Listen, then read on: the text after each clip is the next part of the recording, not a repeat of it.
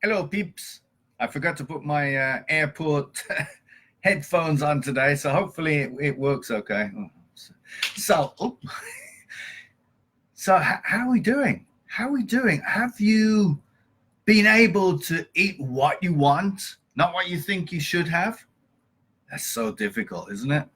Because we've been conditioned throughout our lives, basically. We've been conditioned to be told what we want to eat and why we want to eat and what's good for us and what's bad for us. It's so difficult to go against the grain. A lot of the times the opposite happens. It's like we say, oh no, I do eat what I want, but conditionally in the back of your mind, are you feeling bad? Are you feeling, are you trying to stick it to the man, whoever the man is? I, you know, Even though it seems like on the surface you've broken those rules, are you breaking the rules because you want to, or are you breaking the rules because you're trying to make a stand? When you're trying to make a stand, you're basically saying to your body that this exists and I'm breaking it. As a consequence, the mind-body connection, you might suffer. And then what happens, and I see it time and time again, my clients have done this, not just with eating, but with their lives.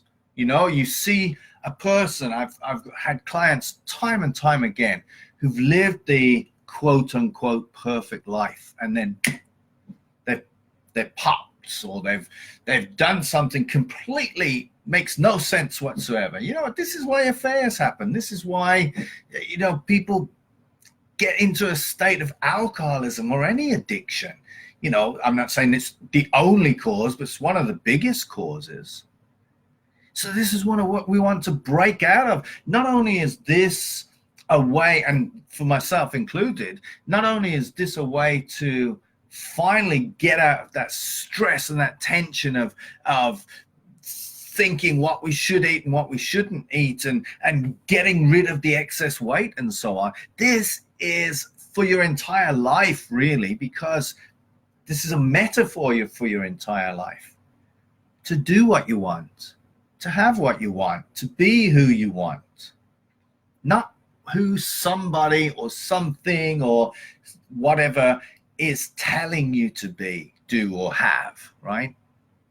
I know easier said than done, and this is a great place to start. So, have you been able to eat what you want? The first one, right? Have you been able to stop when you're full? Have you noticed that what we're doing is bringing you back into your own awareness, back into your inner guidance? Can you imagine how brilliant life would be if you were guiding yourself, as opposed to the outside world guiding you? Because trust me there, I'm on the outside, but still, let's be honest. If you're guided by the outside world, you're going in the wrong direction, because the outside world has not got your best interests at heart. Holy smoke, what have I said? But think about it. It's not that everybody's out to get you. It's just that everybody has their own agenda, and people do not know what's good for you. You know what's good for you. Internally, you know what's good for you. So I'm going off on a bit of a rant, but it's all combined. This is the reason behind this. Otherwise, listen, I know almost every diet that's ever been suggested. I've done it all. I've been there, done that type thing. I could put a program together and I could eat a certain way, and I know I'd lose weight within 4 weeks and it's job done. I could create an exercise program for myself, job done. I'm doing it in a very methodical and much, much slower way, because the end result is I'm breaking free of the shackles that I put on myself as a consequence of listening to the outside world. That's what I'm doing. That's what I'm hoping for you. So I'll get off my soapbox now. All right. So were you able to stop when you were full? Did you listen to the signals? It's very difficult, but it's worth doing. It's worth practicing. And then did you eat when you were hungry, as opposed to emotional eating, as opposed to, conditional eating? Oh, it's lunchtime, we must eat. Oh, breakfast, most important meal of the day. I'm not saying starve yourself. Complete opposite in actual fact. Eat at 6 o'clock in the morning if you want. Eat at midnight if you want. If you feel those hunger pangs. Now, if you're emotionally eating, that's a different story, and that's where the practice comes in. And then there's one more part to this, and I could have put this at the start because it basically everything else falls into place as a consequence of this. However, I wanted you, and myself too, I wanted you to start to get in tune with your body again and start to notice how often we try to do the right thing instead of just going with what we feel is right for us in terms of food and basically in terms of everything. But that's what we're talking about now. But the fourth one is eat consciously. You say, well, consciously, what are you talking about? I'm not freaking unconscious when I'm eating. Well, as you might understand, pretty much are.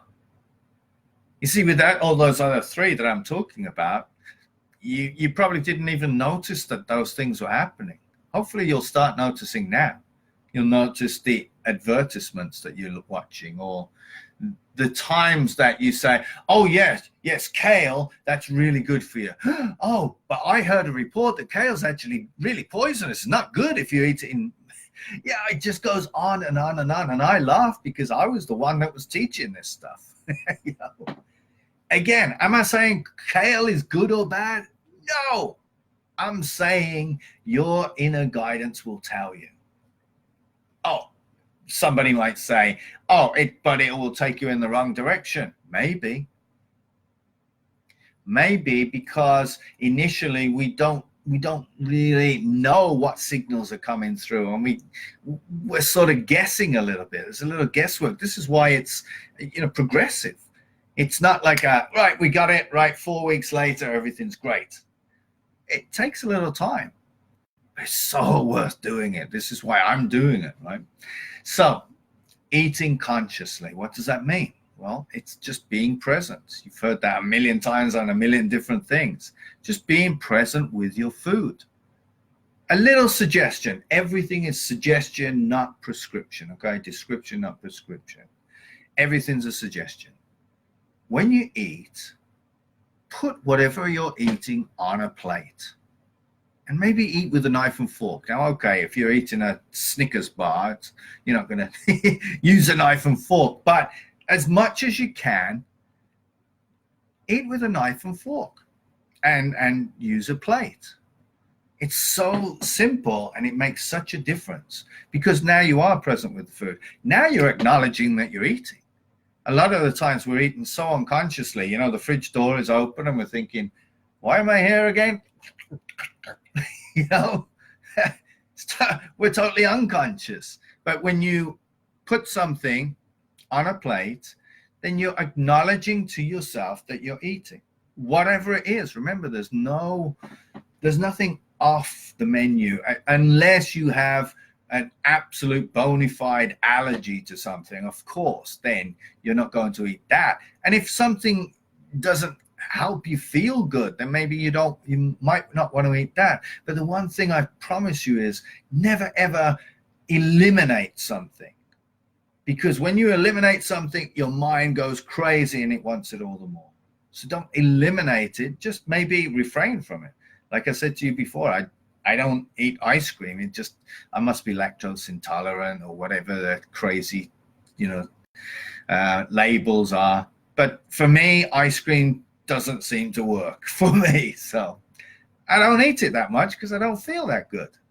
But I'm not restricting it, So eating consciously. The other thing to do is,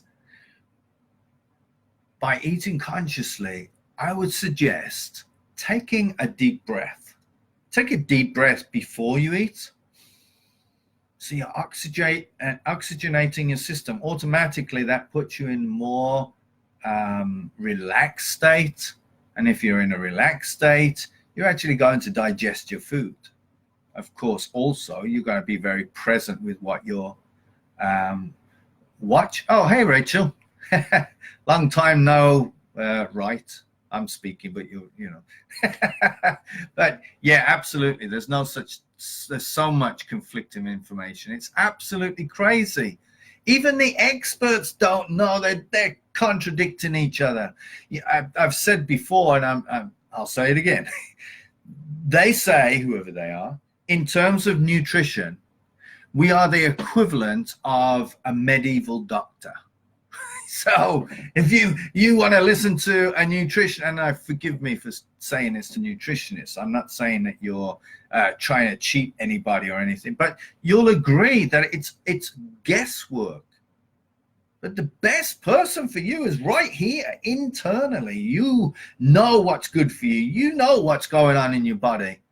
There was an 84-year-old man who went into the doctor, the emergency room, and he said, I have, I can't remember what it's called, an embolism, or he had a blockage, and he knew it. And he said, in about 3 or 4 days, I feel it. It's going to be serious. Can you help me? And they were like, and they humored him basically. So they did all the checks, and lo and behold, they found that he had an embolism. Had they not found this, it would have been instant death, because you know that it just blocks the oxygen.